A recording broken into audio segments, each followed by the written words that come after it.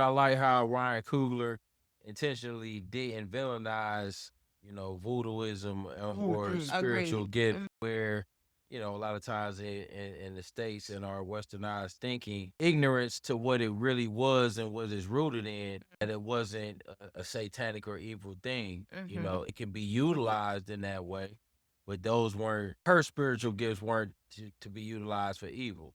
Yeah. Y'all ever heard of the syncretic practices?